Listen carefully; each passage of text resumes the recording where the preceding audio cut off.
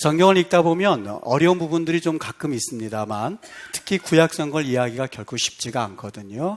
그런데 이 구약 성경에 나타난 한 가지 중요한 원리를 우리가 알게 되면 이 하나님의 지혜를 경험하게 됩니다. 좀 딱딱한 이야기 될지는 모르겠지만 아주 중요한 원리 하나가 있는데 구약 성경을 이해할 때 예표론이라는 게 있습니다.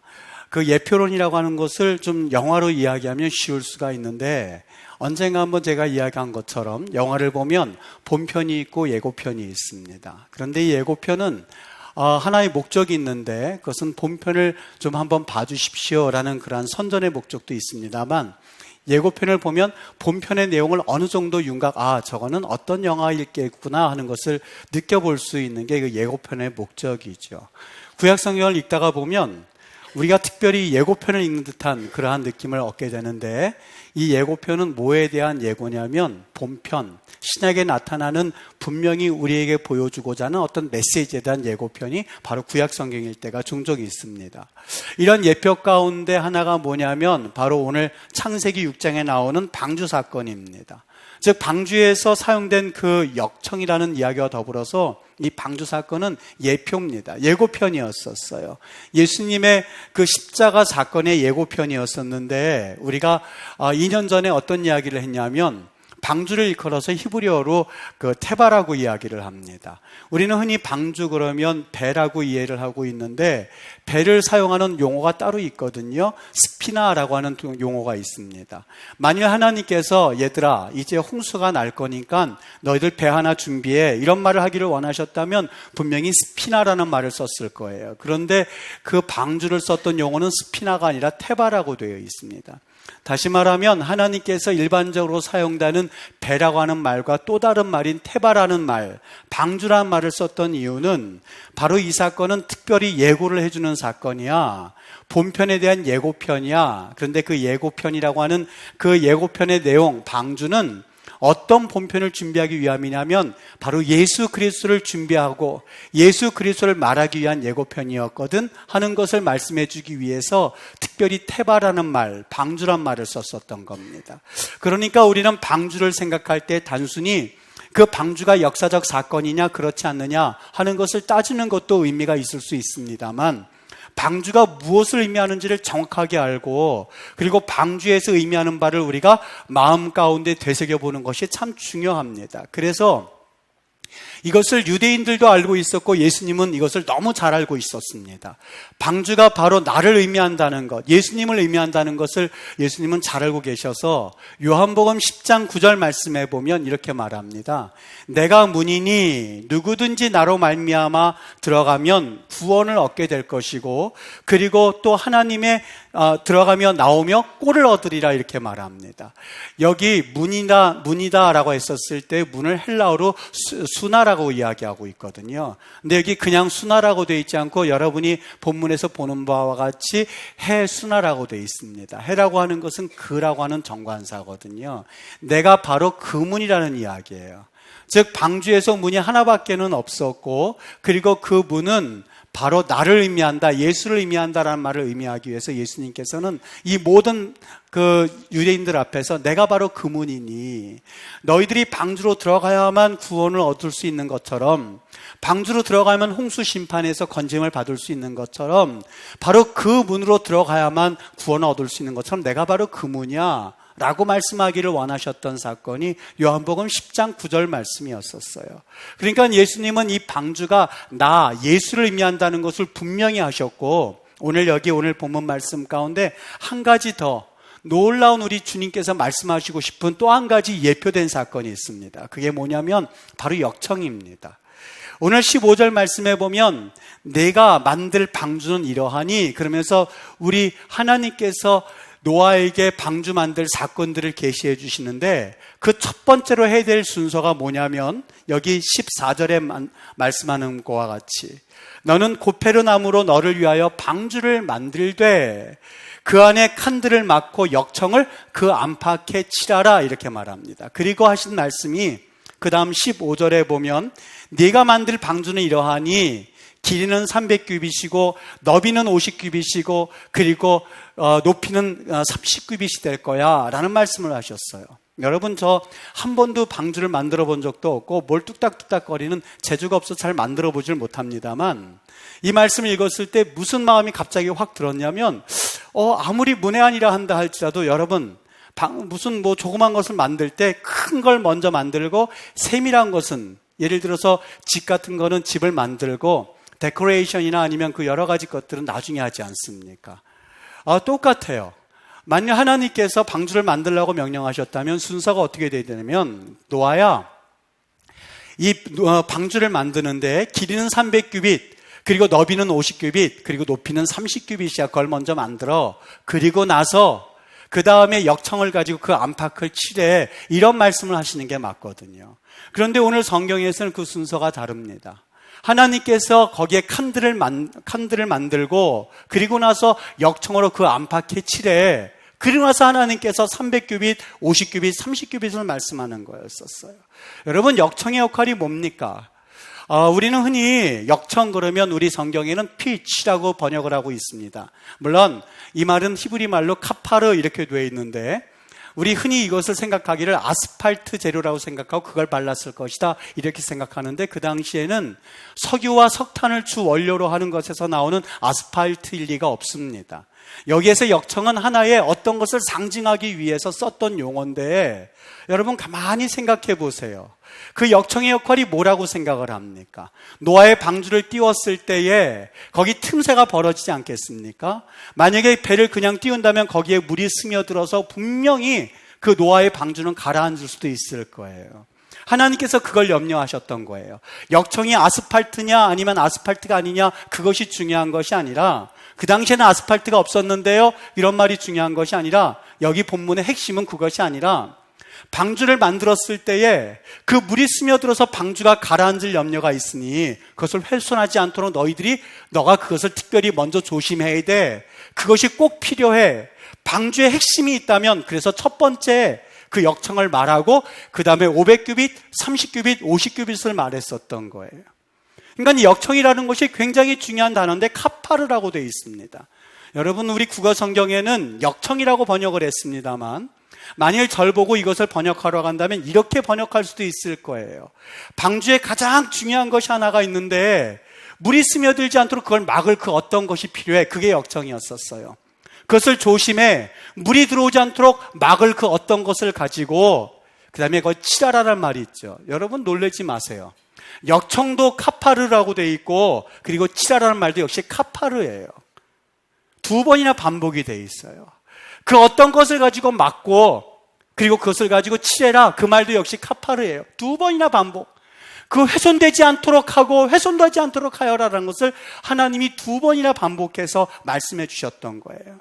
그래서 이거를 정확하게 번역하기보다도 의역을 해서 한다면, 노아야, 네가 훼손되지 않게 하는 어떤 도구를 가지고 그 방주를 훼손되지 않게 하여라 라고 말할 수 있는 거예요. 여러분, 저는 이것을 보면서 한 가지, 이 카파르라고 하는 단어가 좀 궁금했어요. 그래서 이거를 찾아봤더니 놀라지 마십시오. 우리 창세기에서 역청, 칠하라는 말이 카파르로 되어 있지만, 더 재미난 것은 이 말이 어디에 가장 많이 쓰였냐면 레위기에 보면 이 말이 쓰여졌거든요. 레위기 17장 11절을 읽어드릴 테니까 여러분 가만히 한번 들어보세요. 육체의 생명은 피에 있음이라. 내가 이 피를 너희에게 제단에 뿌려 너희의 생명을 위하여 속죄하게 하였나니. 이 말 속죄란 말 무슨 뜻인지 아시겠죠? 죄를 사하게 하는 이 말이 카파르였었어요. 너희의 생명이 보존되게 하기 위해서, 너희의 생명이 어떤 마치 홍수의 물에 방주가 가라앉지 않게 하기 위해서 보존하는 것처럼 너희의 생명을 보존하기 위해서, 속죄하기 위해서 카파르예요. 생명이 피에 있으므로 피가 죄를 속하느니라. 여러분, 속하느니라 그 말도 역시 카파르입니다. 여러분, 노아의 방주가 물이 스며들면 가라앉지 않도록 하는 것이 바로 카파르인데, 여기 그렇게 말씀하고 있죠. 생명이 피에 있으므로, 생명이 피에 있기 때문에 그 피가 죄로 인하여서 가라앉지 않도록, 그 피가 죄로 인하여서 무너지지 않도록, 그 피가 죄로 인해서 가라앉지 않도록, 그 말 속하느니란 말로 대체했는데 그 말이 카파르였습니다. 여러분, 뭔가 좀 느낌이 오지 않습니까?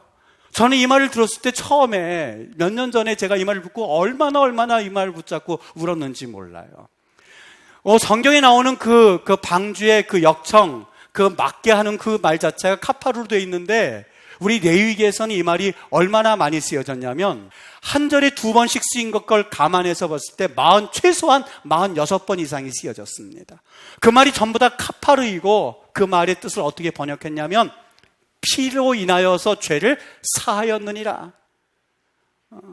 죄로 인해서 너희들이 무너지지 않게 하기 위해서 그 피로 사하였느니라 할 때 쓴 말을 카파르로 썼습니다. 레위기가 총 27장이잖아요.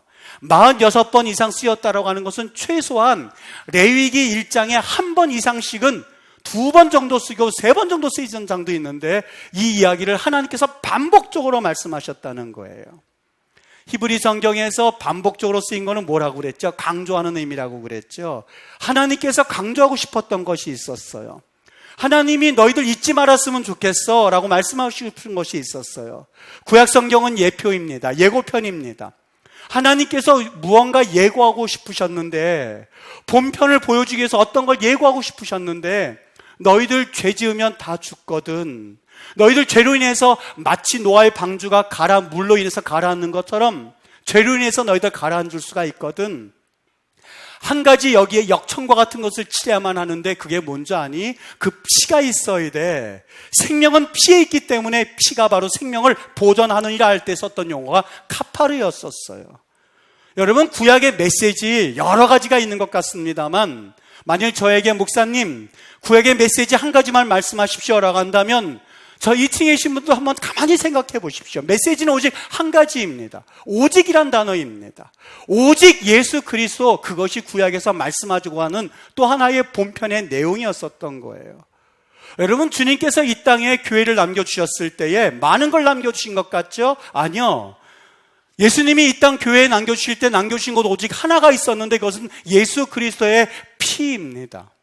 왜냐하면 죄로 인하여서 마치 방주가 물에 적셔져서 침몰할 수 있는 것처럼 죄로 인해서 우리 인간들이 침몰될 수 있다는 것을 아셨던 하나님이 구약성경 계속해서 예표를 보여주셨는데 그 예표에 대한 본편의 내용은 바로 예수 그리스도의 피였습니다. 그래서 레위기에서는 계속해서 이 카파르, 예수 그리스도의 피, 그리고 출애굽기의 말씀 여러분 기억하시죠? 유월절 사건 때에 문설주에다가 어린 양의 피를 바르면 죽음이 내가 너를 넘어가리라 했던 그 내용이 그 어린 양의 피였었습니다. 이것도 역시 예고편이었었어요. 어떻습니까? 여러분, 그 이유를 아시는지요? 어느 날 하나님 앞에 우리 인간이 죄를 지었거든요. 죄를 짓는 것은 자유입니다만 죄를 지음부터는 그 죄에 대해서 우리는 자유하지 못했습니다. 마치 AI를 우리가 만드는 것은 내 자유입니다만 AI의 프로그램을 어떤 것을 집어넣느냐에 따라서 더 이상 통제가 불가능한 것과 똑같습니다. 인공지능이 통제를 불가능할 날이 언젠간 오지 않겠습니까? 죄도 마찬가지예요. 죄는 자유의지에서 사람이 지었습니다만 그때부터 그 죄는 스스로 움직이기 시작했어요. 내가 죄를 짓고 싶다고 해서 짓고 내가 죄를 짓고 싶지 않다고 해서 죄를 짓지 않는 성질의 차원을 이미 지나섰어요. 죄를 짓고 싶지 않음에도 불구하고 그 죄는 일하기 시작했어요. 우리를 조종하기 시작했어요. 그 죄로 우리는 노예가 되기 시작했거든요. 아담과 하와가 자유의지를 가지고 선악과를 따먹는 그런 범죄를 시작하여서부터 그 죄는 걷잡을 수 없이 사실 파급력, 그 영향력이 엄청나기 시작했습니다. 창세기 4장 23절에 보면 가인은 동생 아벨을 죽이는 그런 살인자였습니다만 그의 6대손 라멕은 어떤 이야기를 하고 있는지 아십니까? 창세기 4장 23절에 말합니다. 나의 상처로 말미암아 내가 사람을 죽였다. 나의 상함으로 말미암아 소년을 죽였다라고 말하고 있습니다.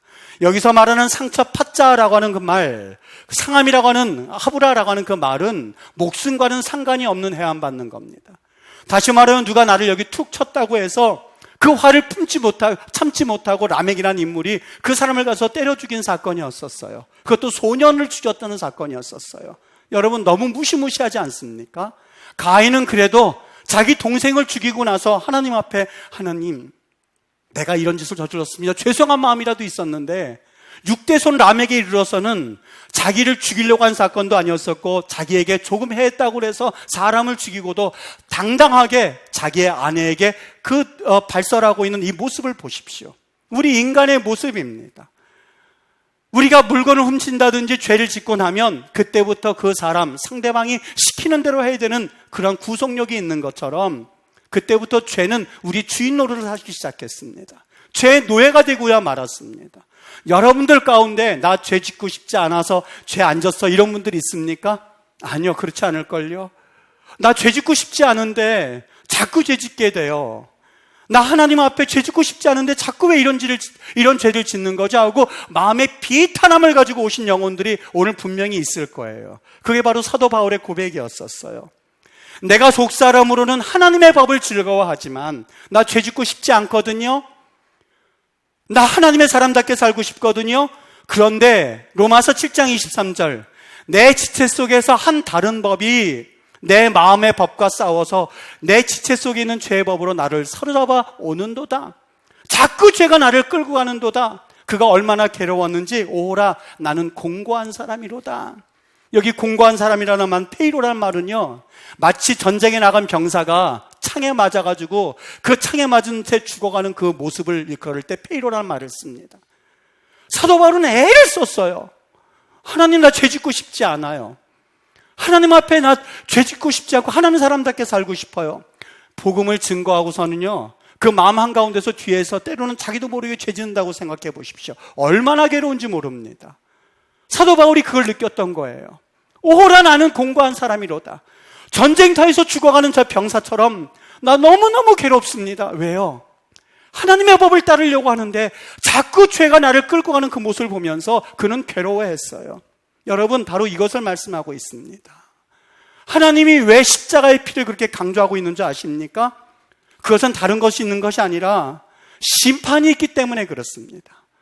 사람들에게 이 심판이 있다고 노아 시대 때 그렇게 반복해서 말했지만 사람들은 비웃기만 했었던 것처럼 마음이 강팍해져서 이제 곧 불심판이 있을 겁니다라고 아무리 이야기를 해도 사람들은 듣지를 않습니다. 속으로 웃습니다. 너네들이나 잘 믿어 하면서 웃습니다. 너는 목사니까 그런 말 하지 하면서 믿어주지를 않습니다.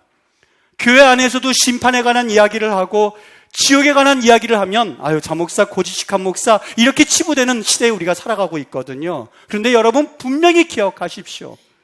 듣든지 아니 듣든지 간에 하나님께서 우리에게 분명한 예언의 메시지를 주셨는데 심판은 하루하루 다가오고 있습니다. 어저께 심판이 임하지 않았다고 해서 오늘 심판이 임하지 않겠지라고 생각하지 마십시오. 분명한 것은 어저께 임하지 않았지만 그만큼 심판은 하루가 가까워졌습니다. 오늘 지나고 나면 그 심판은 또 하루 가까워지게 될 겁니다. 사람들은 물이 차오름에도 불구하고 그것을 알지 못하는 것처럼 그래서 그 노아의 방주가 가라앉을 수 있음에도 불구하고 모르는 사람들처럼 역청이 없으면 우리 역시 그래요. 발바닥에 물이 점점 차고 오르는데 아직까지 괜찮으니까 글쎄 무슨 심판이야 라고 이야기를 합니다. 저 산 위에 노아의 방주가 있는 것을 보면서 어느 누구도 심판을 예상하지 못했던 것처럼 우리도 역시 그렇게 살아가고 있습니다. 여러분, 그래서 하나님이 이 카파르라는 이야기를 반복해서 우리에게 보여주고 있는 겁니다. 구약 성경의 메인 메시지가 뭐냐고요? 오직 예수 그리스도의 십자가입니다. 사도 바울은 그랬어요.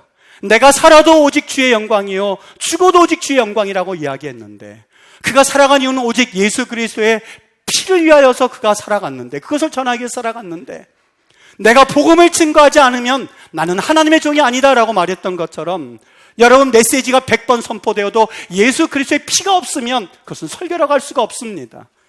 교회를 20년 30년 다닌다 한다 하여도 예수 그리스도의 피를 생각할 때에 마음이 울컥하지 않으면 그것은 더 이상 그리스도인이라고 할 수가 없습니다. 십자가는 죽음이기 때문에 그렇습니다. 십자가는 보혈의 피이기 때문에 그렇습니다. 여러분, 저 십자가를 보면서 저는 예수님이니까 달려 돌아가실 십자가이지라고 생각한다면 나와 아무런 상관이 없는 십자가라면 사실 그거는 무서운 이야기가 될 수밖에 없습니다. 그렇지 않습니다. 사도 바울이 그것을 고백했습니다. 내가 그리스도와 함께 십자가에 못 박혔나니 여러분, 그리스도가 십자가 못 박혔습니다 라고 증거하는 것으로 그는 모자랐어요. 그것으로는 자기의 영혼이 구원받을 수 없다는 것을 그는 알고 있었어요. 그래서 그가 갈라디아서 2장 20절에 고백합니다. 내가 그리스도 혼자가 아니라 내가 그리스도와 함께 십자가에 못 박혀 죽었나니, 내가 죽었나니, 내가 구원 얻었나니, 그런즉 이제는 내가 사는 것이 아니요 오직 내 안에 그리스도께서 사시는 것이라. 이제부터는 내가 사는 것 아닙니다. 나는 십자가에 못 박혀 죽었고 이제 나의 옛 자아는 온데간데 사라지고 이제 내 안에 예수께서 다시 사신 것입니다 라고 갈라디아서 2장 20절에 그는 고백하고 있습니다. 사랑하는 우리 임마누엘교회 성도님들, 정말 우리 하나님께서 제게 2년 동안 하나님이 이 말씀에 대해서 얼마나 기다리고 계셨는지 저는 이번 주에 너무 정말 하나님 앞에 눈물로 이것이 깨달아졌습니다. 여러분에게 예수 그리스도의 이 보혈의 피가 어떤 의미인지 한번 묻고 싶습니다. 이 문제는 우리에게 너무너무 중요합니다. 왜냐하면 이것을 어떻게 고백하느냐에 따라서 우리의 주인이 누구냐가 달라지기 때문에 그렇습니다. 수돈노라고 하는 말을 알지요? 돈의 노예가 되어서 살아가는 사람입니다. 돈이 가는 곳이라면 그냥 머리를 뒤밀고 따라가는 사람입니다. 어떤 사람을 수돈노라고 하냐면 돈의 종이 된 사람을 말합니다. 돈이 움직이는 대로 움직이는 사람입니다. 그 사람에게는 돈이 주인이 되기 때문에 그렇죠. 여러분, 우리 인생의 대상에 한번 가만히 생각해 보십시오. 신앙 연수가 길어도 하나님이 주인 되지 못하고 세상 것이 주인 되는 인생들은, 그런 사람들은 사실상 구원이란 경험되어지지 않는 또 하나의 먼 나라의 이야기일 수밖에 없습니다. 자기의 주인 되는 것을 일컬어서 실제라고 말하고 있거든요. 야곱을 보십시오. 7년 동안 라헬을 위해서 살고 또 속은 것을 알고 라헬을 위해서 7년에서 14년을 살았거든요. 야곱에게 있어서 실제는 바로 라헬이었었습니다. 오직 그에게 있어서는 하나님이기보다도 그에게 실제는 오직 한 여인 라헬이 그의 실제였었던 것이죠. 여러분에게 있어서 실제는 무엇인지 한번 묻고 싶습니다. 만일 여러분을 움직이게 만드는 것이 세상에 눈에 보이는 세상에 썩어질 것들이라면 여러분, 이 시간 좀 초청하고 싶습니다. 마치 방주 안에 물이 차오르는 것처럼 세상의 것들이 우리를 스물스물 차오를 때에 우리는 정신 차리셔야만 합니다. 왜요? 그 안엔 역청이 없기 때문에 물이 여러분들을 끝내는 멸망시킬 수 있기 때문에 그렇습니다. 우리에게 있어서 역청이 무엇일까요? 예수 그리스도의 피입니다. 그분의 피를 믿고 그분의 피로 인하여서 우리가 구원받았다는 사실을 확신하고 고백하고 믿음 가운데 엎드릴 때에 여기에는 진정한 소망이 있는 것이죠. 제가 묻고 싶습니다. 여러분에 있는 모든 것을 다 빼앗아갈 때에 오직 한 가지만 가질 수 있다고 제가 묻는다면 여러분 뭘 붙잡으시겠습니까? 세상 것들이요? 썩어질 것들이요? 아니요. 예수 그리스도의 피 아니겠습니까? 다른 걸 다 빼앗기는 한이 있더라도 하나님이 나와 함께 하셔, 하나님이 나에게 보혈의 은혜 십자가를 필요하게 주셨어 라고 믿는다면 여러분 그것으로 만족하실 수 있으셔야만 합니다.